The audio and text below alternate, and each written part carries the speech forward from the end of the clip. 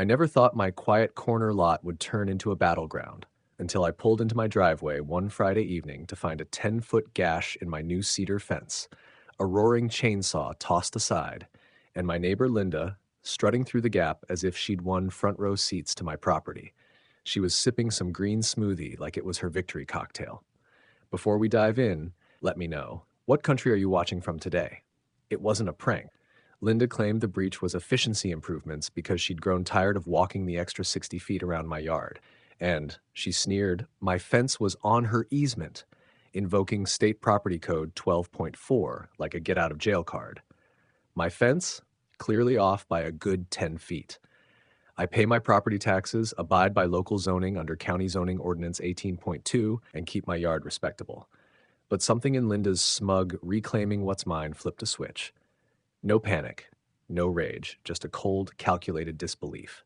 6 months ago, she'd moved in, completely remodeling her corner house, then immediately started acting like the de facto town czar, reporting me to our non-existent HOA for excessive grass once and an aggressive gnome another. Those were just warm-up acts. I asked, "You seriously chainsawed my fence for a shortcut into your yard?" She responded as if I'd asked if the sun rises in the east. It's shared open space, not your fence. I called County Code Enforcement, Civil Code 349, immediately. Turns out my fence stood safely within my lot lines, corroborated by the original 1987 survey. Better yet, Linda's property title hid a tiny separate parcel, the Greenbelt Access she'd been strutting across belonged to a distinct tax ID and hadn't been paid for 3 years. So I sent her a certified letter demanding she cover repairs and stay off my land. She shredded it on my porch and staked a laminated private pathway do not obstruct sign in my flower bed. Architectural delusion fully engaged. I photographed everything. Next came the real kicker. That neglected strip was scheduled for a public auction under County Revenue Code 3615, tax delinquent property sale. For $213, I placed the only bid and quietly secured legal title to Linda's shortcut. While she paraded across what she thought was hers, I was finalizing my win with the county recorder, and that was all before she even knew I'd moved. Linda didn't notice the change in ownership at first. For a few weeks, she kept walking across the strip like she was queen of the cul-de-sac. She even started hosting little wine nights with her Pilates friends on the mulch pathway. My mulch, now legally mine. I didn't stop her. Not yet. I needed one more thing. Leverage. Before we go deeper, remember, I had every photo, every message, every bizarre laminated rule she'd invented. This wasn't petty neighbor drama anymore. It was property law warfare. Then came the final straw. She hired contractors to build a wooden gazebo on my land. They drilled footings, poured concrete, and even connected a string of LED patio lights across 2 birch trees on my side of the line. And when I confronted them, the foreman just shrugged. We were told this whole green strip belonged to her. She showed us papers. Fake papers.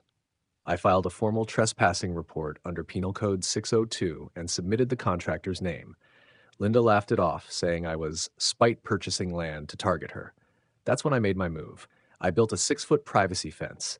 Beautiful, pressure-treated cedar with steel posts, completely within my new property line, blocking her shortcut and boxing in her half-finished gazebo. Within 2 days, she went ballistic, pounding on the boards and screaming that I was violating HOA light exposure regulations. We have no HOA. She tried calling code enforcement. They came, measured, and politely informed her that not only was my fence legal, but her gazebo violated setback laws under Municipal Code 10.22070. She had 30 days to tear it down or face fines of up to $1,000 a day. Linda escalated again, this time with a lawyer. She filed a nuisance obstruction claim, claiming the fence ruined her enjoyment of her yard.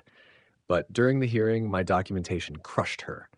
I had timestamps, surveyor records, contractor statements, and her own social media posts.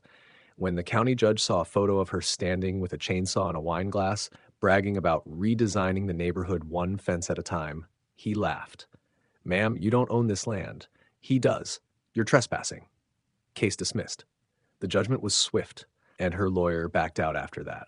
But I wasn't done, because what Linda did next crossed the final line. I thought that after losing in court, Linda would back off, maybe lick her wounds and move on. But nope. That woman doubled down like she had nothing to lose. One week after the ruling, I got home from work to find two sheriff's deputies standing in my driveway. Behind them stood Linda, arms folded, wearing sunglasses like she was some sort of crime witness. One of the deputies stepped up. "Sir, we've had a report of illegal fencing and harassment. We're going to need to take a look." I didn't argue. I just invited them around back and handed them a thick folder, the deed, the court ruling, the property survey, and printed photos of Linda's gazebo and her unauthorized construction. One of the deputies started flipping through and stopped at the court seal. His partner looked over and muttered, "She didn't tell us there was already a ruling on this." Linda's tone changed instantly. "It's outdated. He's tampering with the property, my view, my light." The deputy shut it down. "Ma'am, your case was dismissed. You have no legal claim here." Linda stormed off, but not before spitting out, "I'll go higher. The county won't protect bullies like you forever." That's when I made my final move. I filed for a civil harassment restraining order under California Code of Civil Procedure 527.6. I submitted everything: recordings of her yelling, footage of her on my land post-court order, and photos of her guests using my yard like a dog park. The judge granted it immediately. But here's the twist. I also contacted the county assessor. Turns out Linda hadn't paid attention to the revised property tax notice. Because the gazebo and lights were technically built on my parcel, her improvements had increased my land value, and her property lost value in appraisal. She ended up paying me $8,500 for removal, plus an additional $3,200 in damages, ruled under Civil Code 3333, compensation for lost use of my land during her illegal occupation. Her little wine nights just cost her almost $12,000. Now, every time I sip coffee behind my fence, I see her stare through her kitchen blinds. No gazebo, no lights, no power, and I don't say a word.